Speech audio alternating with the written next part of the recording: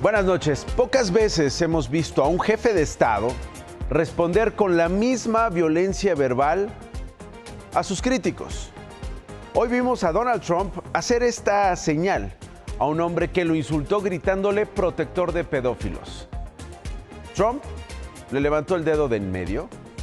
La Casa Blanca defendió su reacción, dijo que se trató de una respuesta apropiada e inequívoca, las dos palabras que utilizó la comunicación de la Casa Blanca, contra, cito, un lunático que gritó blasfemias como loco. Esa es la respuesta oficial. Todo esto ocurrió en una planta de Ford de Detroit, en Michigan, donde Trump despreció el acuerdo comercial entre México, Estados Unidos y Canadá, el TEMEC. I don't even think about USMCA. I mean, you know, I want to see Canada and Mexico do well, but the problem is we don't need their product. You know, we don't need cars made in Canada. We don't need cars made in Mexico. We want to make them here. You don't think you're going to renegotiate USMCA? Well, I can. It expires very shortly. Yeah. And we could have it or not. It wouldn't matter to me. I think they want it. I don't really care about it. So it might go away. So you're talking about getting rid of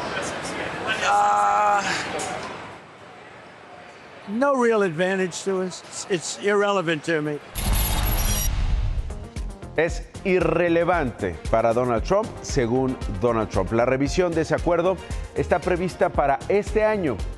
¿Lo van a convencer de renovar? ¿Lo logrará México? ¿Lo logrará Canadá? ¿O es la estrategia del negociador bully que luego se sale con la suya con los acuerdos? Porque no es la primera vez que el presidente de la Unión Americana dice que quiere dejar morir ese acuerdo. Y esto ocurre después de la llamada de ayer entre Trump y la presidenta de México, Claudia Sheinbaum, y cuando The Wall Street Journal publica este reportaje. Según el diario, la llamada puso de manifiesto la creciente alarma entre los funcionarios de seguridad mexicanos sobre ciertas intenciones de Estados Unidos. Altos funcionarios de México han mantenido una serie de reuniones privadas en las que han debatido la posibilidad de que Trump pudiera plantear exigencias insostenibles. Entre ellas, ¿cuáles? Ahí le va esta, clave para Estados Unidos y para México. El arresto de políticos de Morena, el partido de la presidenta, que Estados Unidos cree que tienen vínculos con los cárteles de la droga. No dan nombres de los morenistas presuntamente criminales a los que Trump ya les echó ojo, lo cual es una pena. Pero narcopolíticos en México no es novedad. Pero que Trump condicione eventualmente, por ejemplo, la revisión del TEMEC a la entrega de esos maleantes con poder político, sería un tsunami en nuestro país. Así que hagan sus apuestas. De vuelta a México, otro motociclista arrollado, ahora por un autobús. Esto ocurrió en Cancún, Quintana Roo. La escena es cruda. Sobre el bulevar Luis Donaldo Colosio, a la altura del retorno St. John's en Cancún, Quintana Roo, un autobús turístico de la empresa Ecoviajes Express arrastró durante varios metros a una motocicleta roja. La unidad avanza lentamente mientras varios automóviles esperan en el tráfico. Nadie se baja del coche, ni siquiera tocan el claxon. A unos 100 metros están las víctimas, 2 hombres vestidos de negro. Uno de ellos está tirado en el asfalto mojado mientras su cuerpo se mueve repetidamente. Parece que está convulsionando. El otro apenas se alcanza a ver recostado en un camellón. Se acaba de llevar a 2 vatos de moto. Ya es un desmadre aquí El autobús no se detiene, sigue la marcha por al menos 6 metros, aún con la motocicleta atorada en el chasis. Su andar cada vez es más lento. Un automovilista grabó desde otro ángulo el cuerpo del hombre que está en medio de la avenida. A 2 metros de distancia está su casco y del otro lado lo que parece ser una pieza de su motocicleta.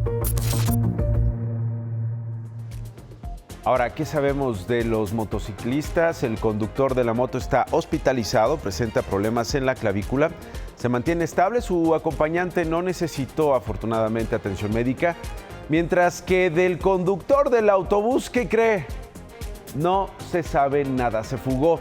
La empresa Ecoviajes Express se negó a emitir comunicación alguna sobre cómo es que su autobús estuvo involucrado en este accidente o este tipo de accidentes que se han vuelto común, cada vez más común. ¿Cómo olvidar que hace más de una semana mataron a Roberto? ¿Se acuerda? El motociclista de 42 años que fue arrastrado en un tramo de más de 2 kilómetros por un automóvil en Iztapalapa. Él o la responsable también se dio a la fuga y no han habido avances en la investigación.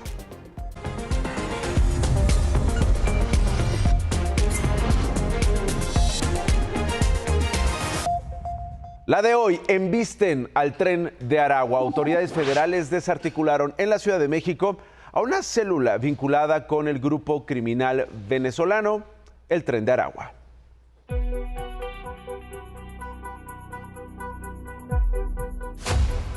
En 2 cateos en la colonia Valle Gómez de la alcaldía Venustiano Carranza, fueron detenidos 5 integrantes de una misma familia y todos son ubicados por las autoridades federales como colaboradores del Tren de Aragua. En un primer domicilio, cateado en Valle Gómez, detuvieron a Jorge Donovan, Giancarlo, Valeria y Adriana Paola. En el segundo domicilio, las autoridades ubicaron a Leslie Valery, identificada como líder de esta célula, quien tenía un papel central como negociadora entre los grupos del Tren de Aragua y la Unión Tepito en la Ciudad de México. Pero además esta mujer venezolana de 40 años de edad es señalada de vender droga y cobrar extorsiones a víctimas de explotación sexual. A Leslie le aseguraron una libreta con los nombres de trabajadoras sexuales a las que les cobraba derecho de piso en las zonas de Sullivan y Revolución, además de dosis de metanfetaminas y marihuana. El 6º integrante del Tren de Aragua fue detenido al oriente de la ciudad, en la alcaldía Iztapalapa.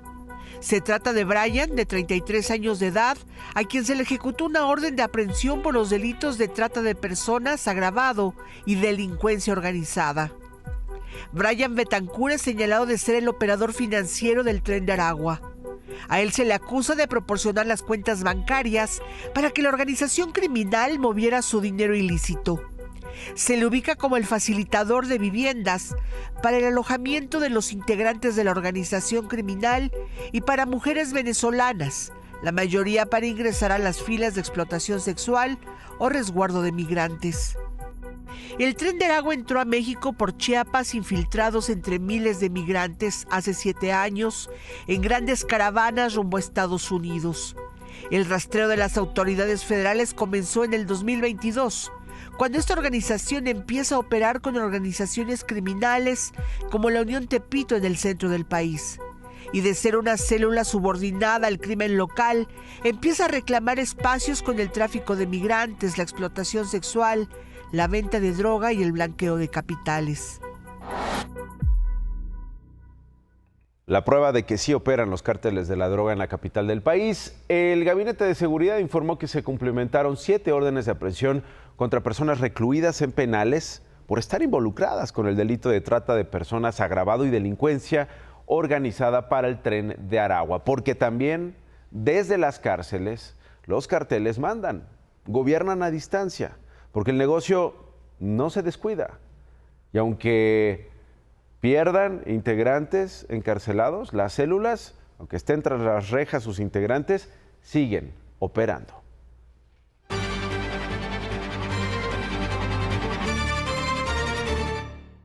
Usuarios de redes sociales compartieron un polémico enfrentamiento entre un hombre en aparente estado de ebriedad y un policía de la Ciudad de México.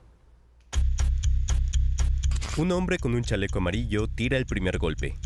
El oficial de tránsito responde y conecta un derechazo en el rostro del sujeto. El agresor, quien presuntamente estaba en estado de ebriedad, cae al suelo, mientras el policía lo patea en 2 ocasiones al tratar de levantarse. El sujeto del chaleco se levanta, mientras el oficial mira algo en el piso que salió volando cuando cayó el agresor. El hombre del chaleco intenta aprovechar la distracción del oficial y tira un derechazo que el oficial esquiva. Ambos se trenzan a golpes y terminan en el piso. El sujeto trata de desarmar al policía, hasta que otros 2 oficiales asignados a la estación de metro San Antonio Abad intervienen. Al llegar los oficiales someten al agresor. Uno pone su rodilla sobre el cuello y cabeza del agresor, y el otro lo patea al menos en 3 ocasiones en la espalda mientras toma la mano con la que trató de desarmar al oficial. En tanto, el primer policía golpea al agresor al menos 5 veces en el estómago antes de ponerse nuevamente de pie. La policía informó que el oficial de tránsito intervino a petición de personas que dijeron que este sujeto los estaba agrediendo. Y aunque no lo crea, luego de la golpiza, el hombre se puso de pie y corrió. Va a ser el oficial quien deba rendir declaración. ¿Es o no un abuso de autoridad lo que acabamos de ver? Sobre todo cuando uno observa que el agresor ya estaba neutralizado por varios elementos en el piso. Sí hubo un abuso en el uso de la fuerza una vez que la persona es confrontada y es sometida. Incluso ya en el piso recibe algunos golpes una vez de que ya la persona estaba totalmente bajo control. Creo que lo que tenemos que hacer es dotar a los elementos de seguridad pública de armas no letales y evidentemente un programa de capacitación y acondicionamiento físico.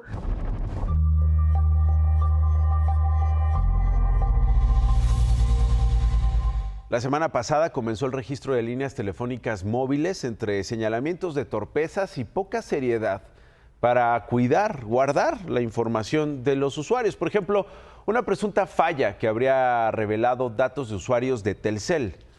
Al ingresar en la página y comenzar el trámite, el sistema interno del sitio filtraba datos vinculados al propietario de la línea como CURP o RFC y correo electrónico sin necesidad de contraseñas o códigos. Telcel respondió, sin embargo, que el proceso es seguro y que los datos están protegidos. Hoy la presidenta habló de la responsabilidad de las telefónicas en la seguridad y registro de las líneas. El registro de celulares es la propia empresa telefónica quien las hace. Entonces, quien guarda la información son las telefónicas, las empresas que son dueñas de la telefonía. Y solamente la autoridad tiene acceso a esa información si con ese teléfono se cometió un delito. El subdirector de comunicación de Telcel, Renato Flores, aceptó que sí existió una vulnerabilidad técnica en su portal de vinculación de números telefónicos. Aseguró que se detectó y se corrigió, pero negó que dicha falla haya provocado una filtración masiva de datos personales. Según sus análisis, solo en algunos casos fueron visibles los datos de sus clientes, pero estamos hablando de 60 millones de usuarios solo de Telcel. Algunas operadoras telefónicas han pedido al ente regulador una prórroga para el registro.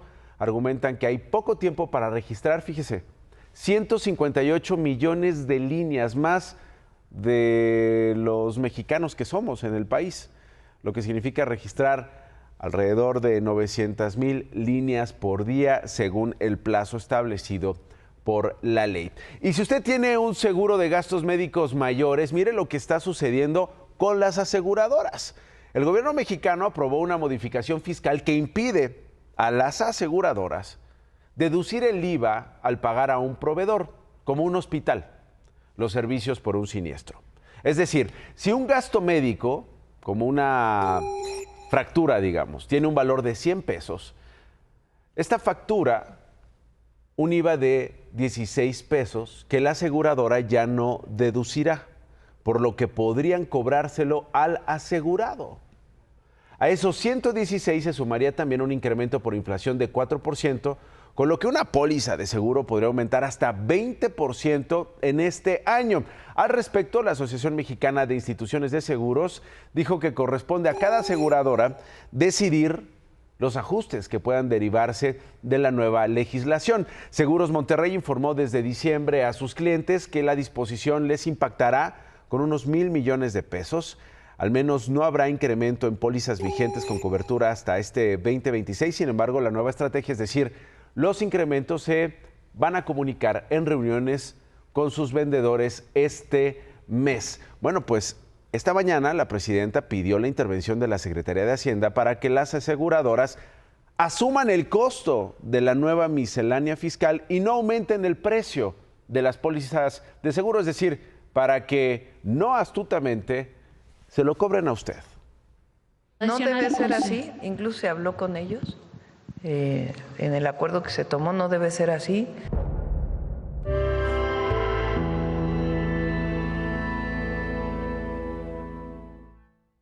El colectivo Guerreros Buscadores de Jalisco denunció una serie de irregularidades en la investigación de los hallazgos en el rancho Izaguirre, aquel que hace 10 meses puso el asunto de los desaparecidos en Jalisco en el debate público. Quienes dejaron al descubierto las atrocidades en el rancho Izaguirre, en Teuchitlán, Jalisco, hace 10 meses, hoy acusan abandono institucional en las investigaciones. Con el tiempo se vino las lluvias, pararon por total los trabajos, las lluvias se retiraron octubre, noviembre y pues ya no regresó la FGR a seguir con los trabajos. El colectivo de búsqueda también señala omisiones y filtración de información de la investigación por parte de las autoridades hacia el crimen organizado, lo que podría dejar en libertad a algún detenido. Desgraciadamente hubo mucha filtración dentro del gobierno que se les dio a las personas detenidas, a otras personas de la delincuencia organizada. En marzo del 2025, Guerreros Buscadores de Jalisco denunció que se encontraron centros de inhumación, huesos calcinados, restos humanos, prendas y mochilas en el rancho que operaba como centro de adiestramiento del crimen organizado. A 10 meses, nadie les ha dado respuestas sobre qué ha encontrado la fiscalía. En el rancho se estuvieron sacando por lo menos 14 cubetas esas de manteca diarias con restos de personas que fueron calcinadas ahí o que fueron quemadas. Piden que se admita que el rancho no solo fue un campo de adiestramiento del crimen.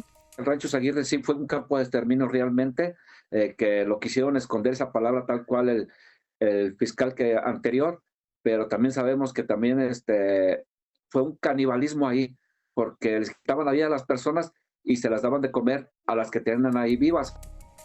Imagen Noticias regresó al rancho. No se ven labores ni unidades de la FGR, solo maleza crecida. Hoy las inmediaciones del rancho Izaguirre lucen así. Prácticamente el crecimiento de la caña lo borró del mapa. Policías estatales resguardan los caminos que llevan al rancho e impiden el ingreso. Los pocos campesinos que hay prefieren no hablar. Dicen que nada cambió. El crimen organizado sigue presente en sus calles.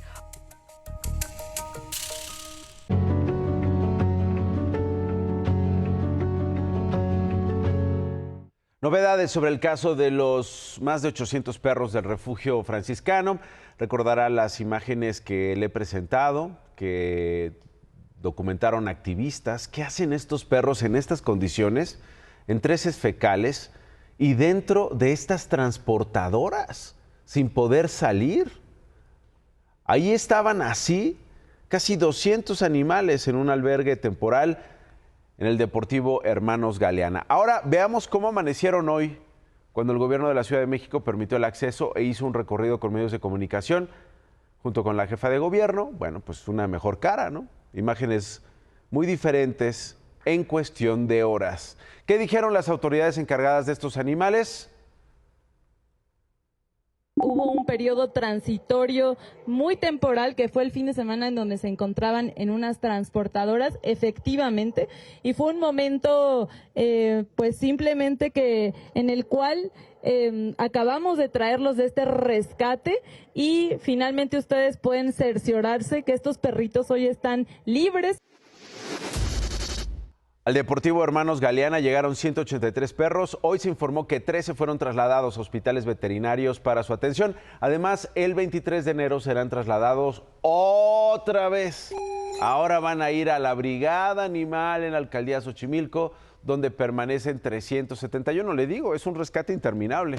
Hoy también el Refugio Franciscano y el gobierno capitalino, ambos llegaron a varios acuerdos, como no criminalizar activistas, pero ¿qué va a pasar con los animales? Lo que nosotros tenemos en tutela fue el mandato de un juez de control, que es el que nos obligó al rescate de, en este caso, que eran los que habían allí, 858. Si quisiéramos recuperarlos, si quisiéramos tener el lugar para tenerlos bien, sería ideal que pudiéramos recuperar este lugar y la custodia de los animales, es decir, recuperar la posesión de los animales o la tutoría de los animales, porque la custodia pues se supone que legalmente la tenemos. Mientras el gobierno sigue resguardando a estos animales y el refugio franciscano los quiere recuperar, hoy en una reunión Ambas partes acordaron que a partir del día de mañana, integrantes del refugio franciscano van a ingresar a verificar el estado físico de los más de 800 animales que están bajo la tutela del gobierno capitalino. Hay que recordar que ellos están reclamando esta tutela, ellos están reclamando que los perros, que los gatos también tengan buenas condiciones para poder sobrevivir. Veremos en el capítulo de mañana qué es lo que sucede con este conflicto. Y prepárese porque el Frente Frío 28 va a mantener bajas temperaturas en el país. Mañana miércoles, pronóstico para Durango, Zacatecas y Chihuahua, temperaturas por debajo de los 10 grados. También podrían haber temperaturas menores a los 0 grados en estados como Jalisco, Nuevo León y el estado de Puebla. Ahí está la lista, la tiene en su pantalla. Ahí están los colores a partir de la intensidad del frío para el día de mañana. Ahí está Durango, ahí está Chihuahua, ahí está Zacatecas. En la Ciudad de México, ¿qué va a pasar? Bueno, se activó la alerta naranja por frío en la alcaldía Tlalpan. Ya en las primeras horas de mañana alcanzarían temperaturas de 1 y 3 grados centígrados. Y ahí están las temperaturas para el resto de las alcaldías que tendrán, por supuesto, el frío todavía mañana, día miércoles. Y de vuelta a México, el rector de la Universidad Autónoma de Campeche, José Alberto Abud, fue detenido por posesión de drogas la mañana del lunes cuando viajaba en su camioneta con su esposa y su chofer. Esta detención ocurrió en medio de una relación tensa entre el rector y la gobernadora del estado de Campeche, Laida Sansores, quien, usted sabe, hace los martes del Jaguar y en diversos programas, en diversas emisiones de este programa de la gobernadora, pues acusaba públicamente a Abud Flores de ser aviador, de ser corrupto, de ser narcisista, de ser operador político de la oposición. Hoy el Consejo General de la Universidad nombraba, ya la veíamos, a la doctora Fanny Guillermo Maldonado como la nueva rectora de la máxima casa de estudios, y del futuro del ex rector, pues poco se sabe. Veremos en qué acaba su proceso jurídico. El coordinador de los diputados de Morena, Ricardo Monreal, aseguró que sin la aprobación del PT y del Verde, la reforma electoral no tiene posibilidades de salir, por lo que se debe llegar a un acuerdo primero con las bancadas. El diputado informó que mañana van a sostener una reunión privada con la presidenta, a la que fueron convocados el líder de los senadores de Morena, Adán Augusto López, y el coordinador de la Comisión de la Reforma Electoral, Pablo Gómez, para dar a conocer las conclusiones y fijar los tiempos para presentar el proyecto. Más noticias. Un cargamento de casi 100 cabezas de ganado bovino con valor de 2 millones de pesos fue robado por un comando en la autopista Veracruz-Puebla cuando era transportado a San Luis Potosí. En Cuernavaca, Morelos, un hombre murió a balazos frente a un kinder, mientras que en Yautepec, otra persona fue asesinada al salir de su casa. Y en Huastepec, una balacera acabó con un muerto y 2 policías heridos. En la vieja casona de Xicoténcatl, el legislador Gerardo Fernández Noroña develó el retrato que será colocado en la galería de los presidentes de la mesa directiva del Senado.